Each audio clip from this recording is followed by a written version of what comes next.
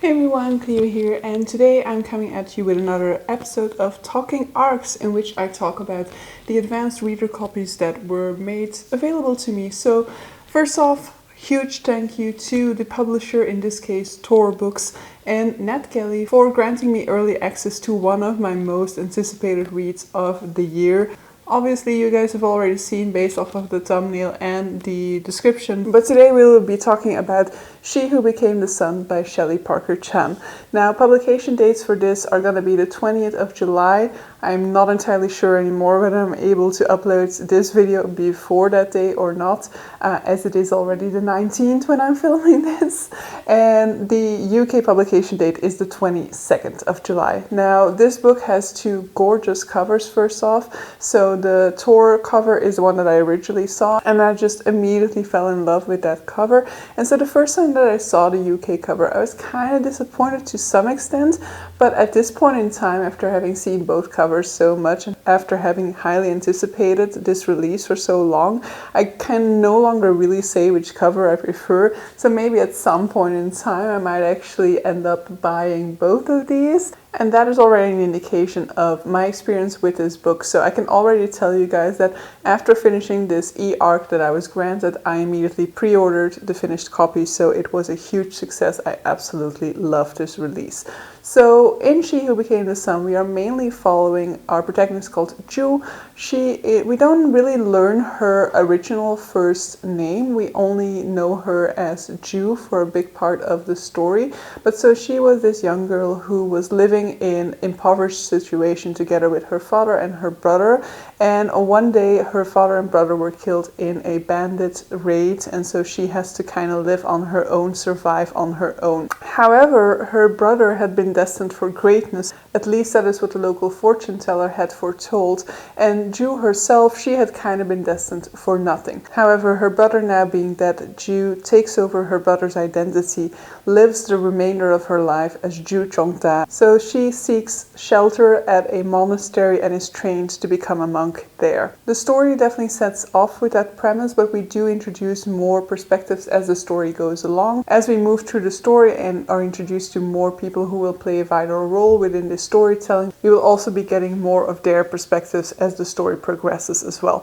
But I definitely did enjoy that initially the story was only told from one perspective, so you kind of got a better familiarity with that character to begin with, and only once you were really acquainted with that character and had grown attached to that character did we introduce other perspectives, and did we also deep dive into some of those perspectives and get to know those perspectives better as well.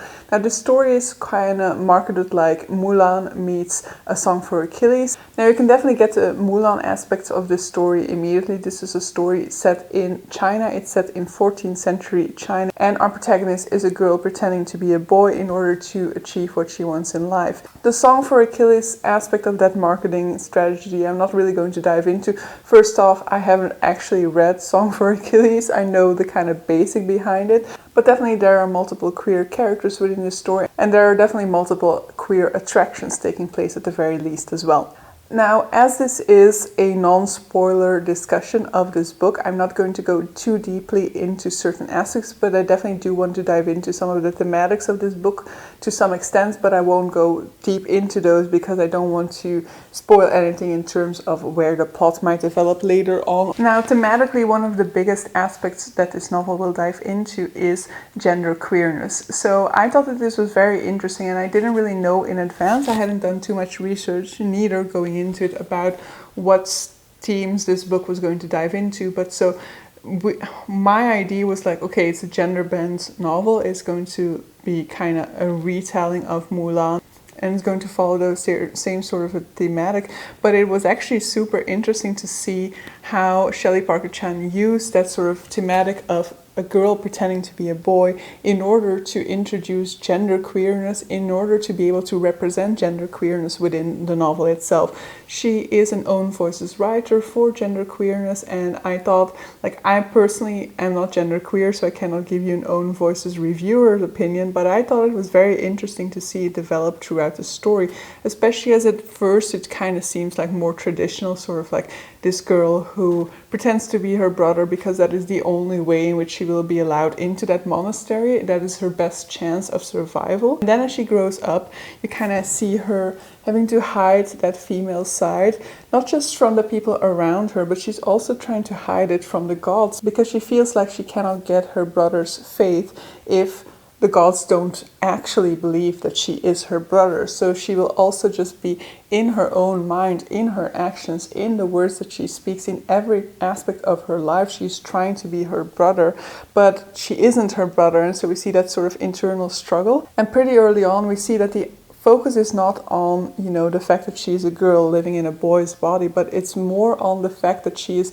living in a space between these two genders, and that, she tries to come off as one of these genders, but she doesn't really fit in these tight slots. She doesn't really fit into that binary. And so I thought it was a really fascinating plot device to use in order to represent this gender identity. And the character of Ju is not the only character through which we will be exploring the sort of like complexity of sex and gender. The other character in which we will be doing that is a general from the Mongolian army, General Ouyang, and he has been castrated as a young boy, and as a result he is a man, and he definitely identifies as a man. However, his loss of his male genitals is very widely known, and the people around him are constantly referring to or making comments about his feminine side, about how he looks so feminine. Even people very close to him who know him, who are his friends, make these types of remarks. And so we will also, in his perspective, be diving into the way that makes him feel, the way that impacts him and his, understanding of his gender, his understanding of him being male, and how he is very much hurt by the fact that the people around him put so much emphasis on the physical aspect of him no longer having male genitalia, as if that is all that makes a person a man, for example. And so I thought that those, for example, were already very interesting things to dive into within this story.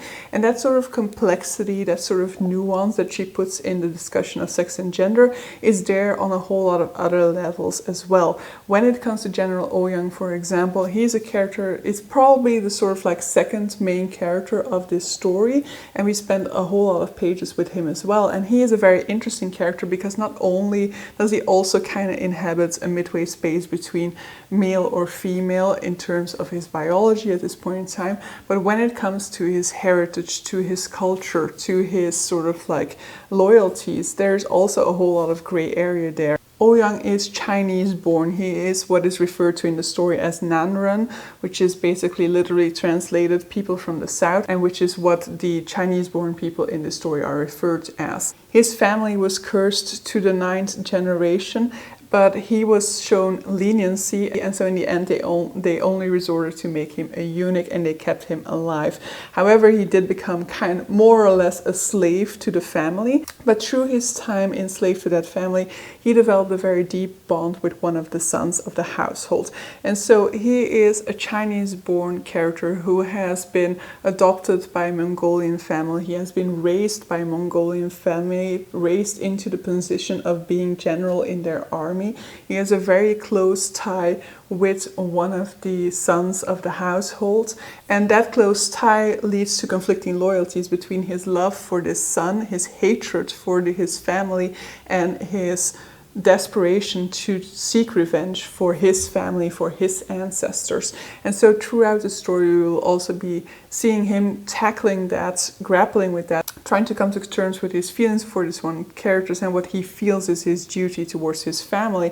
But we don't just keep that complexity in the sense of those loyalties, we also have those complexities in terms of his sort of like cultural identity, because he basically doesn't really identify with either one of his cultural identities. He is not somebody who identifies to the Mongolian culture, for example. Yes, he is specialized in certain things that Mongolians are very good at, but he doesn't have a sort of like deep sentiment towards those aspects of the culture. They're more like practical skills for him to gain rather than essential parts of who he is or who he's trying to be. And on the same side, when it comes to his sort of like original culture, he cannot even really fully communicate in that language anymore, as he was raised in Mongolian. And so we kind of see that disconnect that happened because of him being taken out of his own cultural context against his will, put into another cultural context without there having been any sort of attempt to keep him connected to his original culture or to ingrain him within a new culture neither. But so yeah, that is just some of the complexities to these stories. I won't go into too much more neither. These are just some elements that you can kind of grasp on when you're reading for yourself. There is definitely a whole lot more to this story. There are a lot of characters as well that I have said nothing about within this discussion.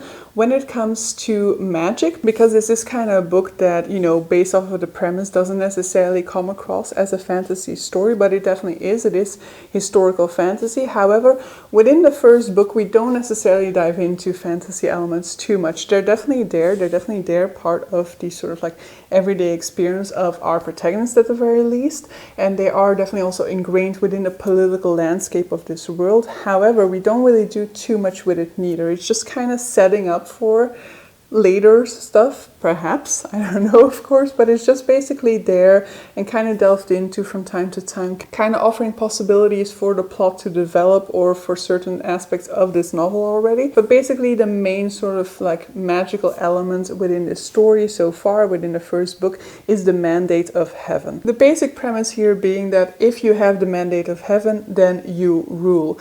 Mandate of heaven basically is a sort of like magical power. It's basically a sort of like flame magic that you possess. And the Mongolian rulers at the beginning of this story do have the mandate of heaven, but it's kind of implied that their dominion of the mandate of heaven is kind of diminishing, that nobody's actually seen them use the mandate of heaven in a long time, while at the same time on the side of Chinese rebels, somebody has stepped forward, somebody is destined to become the Radiant Emperor because they have the mandate of heaven as well. We do already use the mandate of heaven to some extent within this first book, and it does already set up some interesting teasers for the way in which the mandate of heaven might be causing a little bit of problems within the second book. But within this first book, we don't really focus on it too much. It's just some sort of a mythical power that elevates certain people and that is to be used strategically when it comes to politics. But we don't do a whole lot more with it yet. And so in terms of fantasy, in this first book, there isn't too much yet. We do have some other aspects as well that I won't go into now, but we do some other things with magic as well within this story, but nothing too much. But I am kind of expecting that we will dive into more when it comes to that in the second book. And then the last thing that I want to dive into before rounding off this review is the cultural aspect of the story being set in China in the 14th century. Now, I did study Chinese at university. I only studied it for 1 year before switching to English and Spanish. But I did study it for a while, and the reason why I did was that I absolutely was fascinated with China and very much interested in Chinese culture, in Chinese history. Now, when I studied Chinese, we only really looked at the more modern period of Chinese history.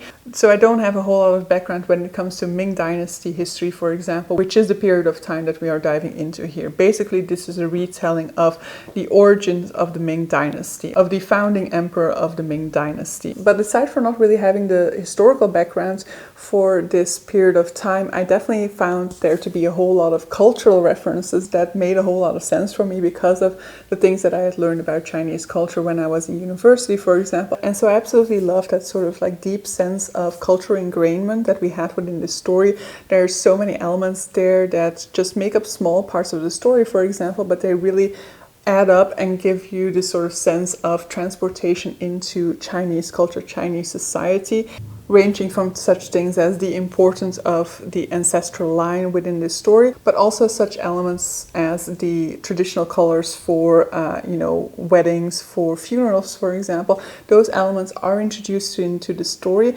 And the interesting thing about that is also that they're not really explained. I'm sure that the ones that you need to understand were explained, and some things that are easily explained, such as white being the color for a funeral, for example, can be inferred, for example, in the way that the sentence that introduces that color is structured.